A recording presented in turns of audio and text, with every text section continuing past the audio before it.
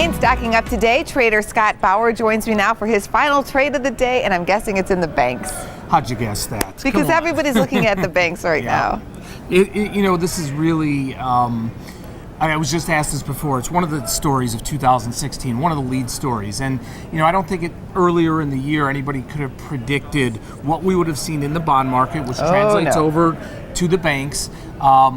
We all kind of predicted, especially as we got closer, what was going to happen with the Fed decision the other day. Right. But the increased rhetoric of that there may be an additional rate rise next year, so maybe 3 instead of 2, may actually take these banks now to the next level. We've seen, Angie, stocks, Goldman Sachs, JP Morgan, really the leaders of this sector. We've seen these stocks up 60, 70%. Oh, Goldman already. is one of the reasons why the Dow has made the move that it has made. No question about it. And these moves have been, parabolic. And we're talking about parabolic moves in just these majorly high cap stocks. You just don't see this, and I don't see that there's really much of an end in sight. I'm not saying that we're going to go up another 50, 60% in the next few months. But you see some more room. Absolutely, and these stocks are really going to lead us in the first quarter next year, because if there's really, what the Fed says, 2 for certain rate hikes and potentially a third on the table, who knows what's going to happen with these things. So what's the trade here? I think the trade is you have to, if you're already long these stocks, you stay in it.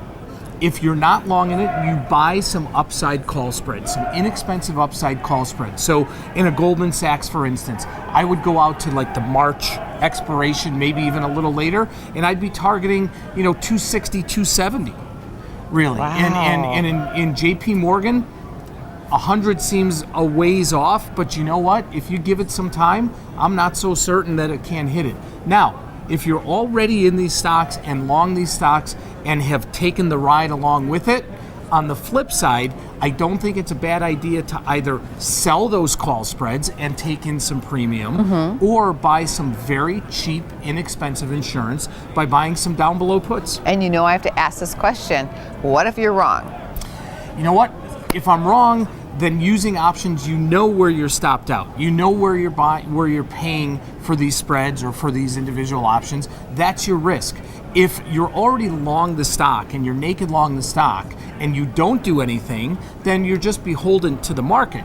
But I want to be wrong if I'm long the stock already, right? If I'm long Goldman Sachs from wherever, and let's say I sell a 270, 280 call spread, great. If the stock goes to 300, that's fantastic because I make more on my outright stock than what I'm going to lose on the spread that I trade. Thank you for coming on the show and sharing all of that.